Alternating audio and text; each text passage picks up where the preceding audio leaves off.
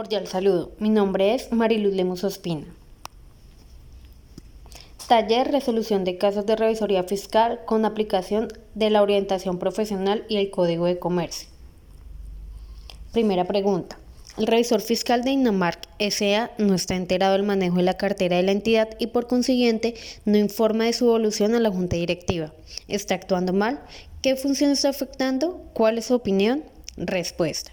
El revisor fiscal de Inamark S.A. sí está actuando mal, ya que no está ejerciendo su labor como ente de control interno de la organización en todas las áreas, especialmente en las que afectan directamente los flujos de efectivo de la compañía, permitiendo así a que ocurran irregularidades en el manejo de la cartera. El artículo del Código de Comercio que está afectando es el artículo 207, el cual establece y define las funciones del revisor fiscal.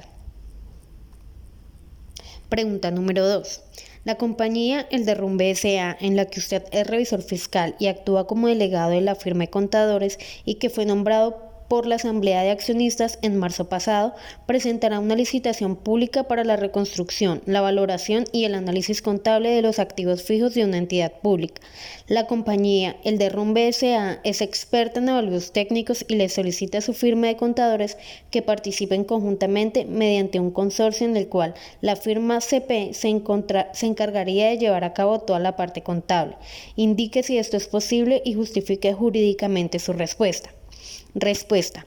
La firma de contadores no podría realizar el contrato junto a la compañía El Derrumbe S.A., ya que no es legalmente procedente por el incumplimiento del artículo 205 del Código de Comercio, el cual establece las inhabilidades del revisor fiscal y aplica el numeral 1 que determina que quienes sean asociados de la misma compañía o de alguna de sus subordinadas, ni en estas, quienes sean asociados o empleados de la sociedad matriz. Por tal razón, no hay ninguna vía legal para que estas dos compañías firmen contratos para las actividades comerciales, ya que la empresa fue contratada para la ejecución del cargo de revisor fiscal de la compañía El Derrumbe S.A. Pregunta número 3. El revisor fiscal Pepe Lebu Gutiérrez, mediante una investigación, detecta que la empresa Textiles S.A. incurrió en un fraude en un contrato con la alcaldía de Valledupar, en el que se deducen varios gastos que son completamente falsos. ¿Cuánto tiempo tiene para denunciar? Respuesta.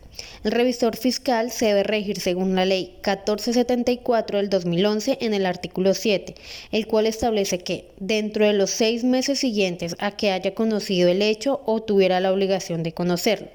Por lo tanto, 6 meses es el tiempo con el que cuenta el señor Pepe Beleu Gutiérrez para denunciar las irregularidades que encontró en el contrato realizado con la alcaldía de Valledupar para no incurrir en sanciones e inhabilidades. En la pregunta número 4, encontramos que los directivos del Banco de Sangre, entidad que cuenta con revisor fiscal y su respectivo suplente, notan que las funciones atribuidas al titular son ejercidas simultáneamente e indistintamente tanto por el revisor fiscal principal como por el suplente, cargo que se creó solo para actuar en un momento dado por la ausencia temporal o definitiva del titular. ¿Qué medidas debe tomar la entidad? ¿Qué códigos del comercio se aplican? Respuesta. Los directivos de la entidad del Banco de Sangre deberán dialogar con el revisor fiscal para saber el porqué de la inasistencia al cumplimiento de sus funciones y llegar a un acuerdo para asegurar el correcto cumplimiento de sus labores, y además se debe informar que en caso de que reincida con su inasistencia se realizará una junta de socios para ser retirado del cargo como revisor fiscal inmediatamente. Los artículos del Código de Comercio que se aplican son los incumplimientos presentados al artículo 207 porque no cumple con sus funciones por su inasistencia, el artículo 215 porque no está desempeñando el cargo personalmente y el 210 porque no son las funciones del revisor fiscal auxiliar. En la pregunta número 5 encontramos que la Asamblea General de Propietarios del conjunto residencial Callejas elige como revisor fiscal a Pepito Pérez porque tiene entendido que es obligación que las propiedades horizontales tengan un órgano de fiscalización. ¿Están en lo correcto? ¿Qué obligaciones tendría el revisor fiscal nombrado? Respuesta. La Asamblea no está en lo correcto con el nombramiento del revisor fiscal Pepito Pérez, porque las propiedades horizontales de tipo residencial no están obligadas a llevar revisor fiscal. Solamente llevaría revisor fiscal de forma voluntaria y, en caso de ser así, cumpliría con todas las obligaciones estipuladas en el Código de Comercio para los revisores fiscales. La ley que excluye a las propiedades horizontales de dicha obligatoriedad de llevar revisor fiscal es la Ley 675 del 2001, en el cual establece en el artículo 56 de obligatoriedad que los conjuntos de uso comercial o mixto estarán obligadas a contar con revisor fiscal, contador público titulado con matrícula profesional vigente e inscritos a la Junta Central de Contadores, elegido por la Asamblea General de Propietarios. En la pregunta número 6 encontramos que Gary Cooper fue elegido como revisor fiscal de la sociedad Rayuela, pero la entidad contratada para dicha elección no le revisó su hoja de vida por negligencia. Después de un estudio, se halló que el revisor fiscal no se encontraba inscrito en la Junta Central de Contadores ni poseía la respectiva tarjeta profesional. Si usted fuera el gerente de la organización, ¿qué haría al respecto? ¿Qué norma contempla la ley para estos casos?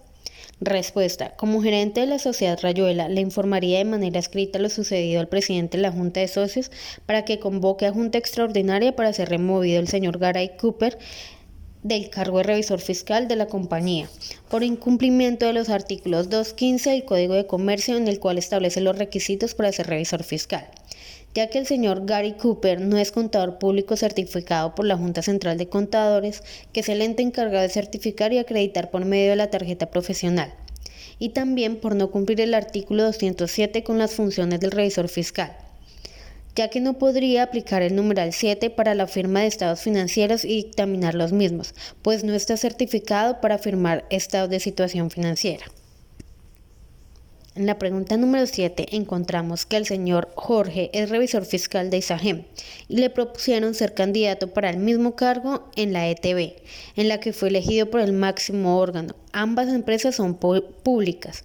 ¿Jorge puede ejercer el cargo en las dos empresas? Respuesta.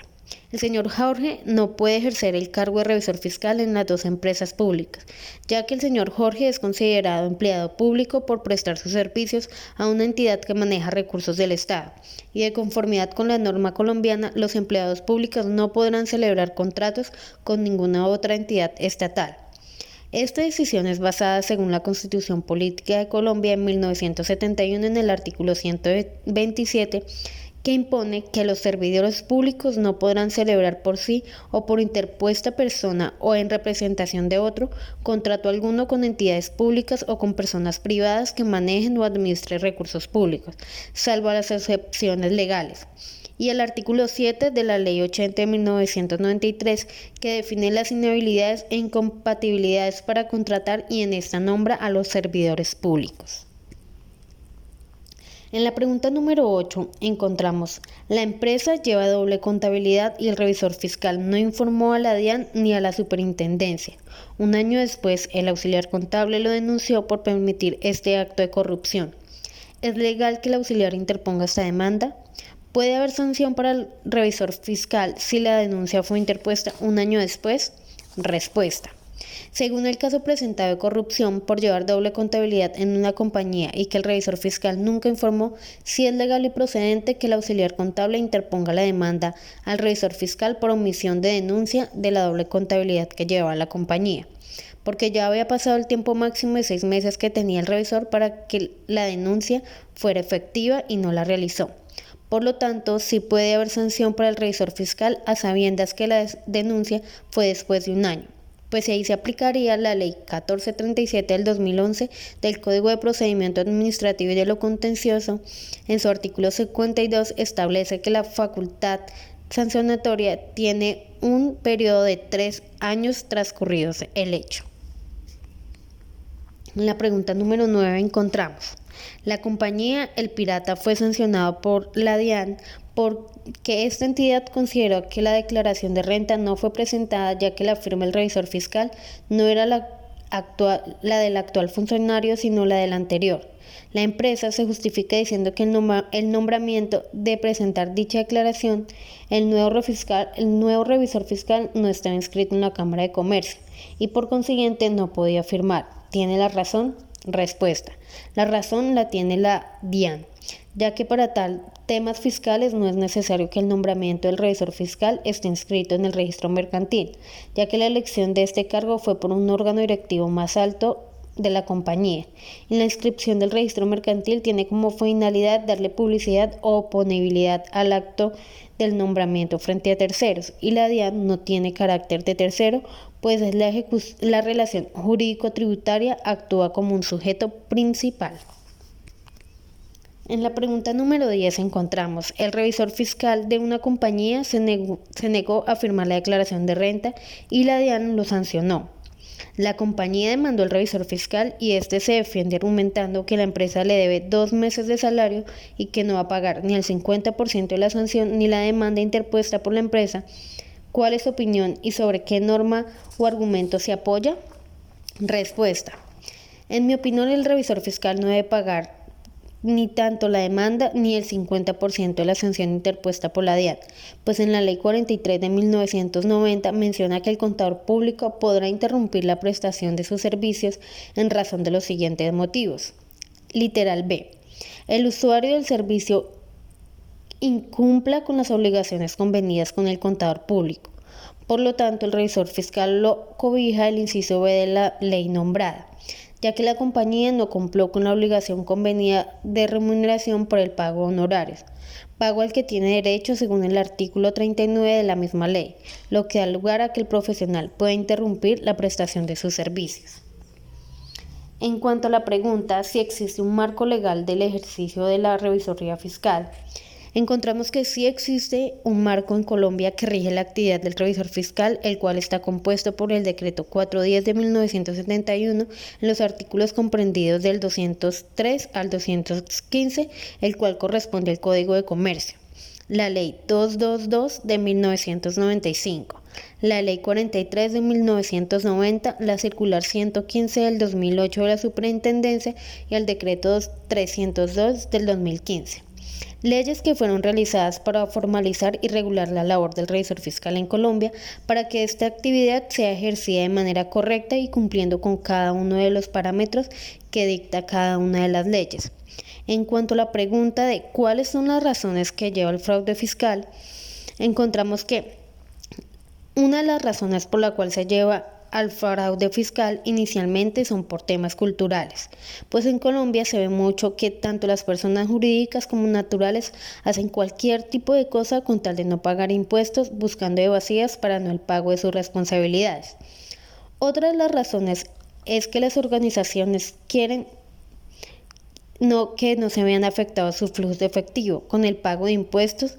Por esto es que se inventan costos y gastos inexistentes con tal de bajar sus impuestos y así poder invertir sus dineros que deben de ser pagados para los tributos y desarrollos del país. Finalmente, otra de las razones que lleva al fraude fiscal es que las organizaciones no ven reflejados los dineros que pagan en impuestos en el desarrollo y mejoras de calidad del país, para los cuales ellos se verían beneficiados como empresa. Muchas gracias.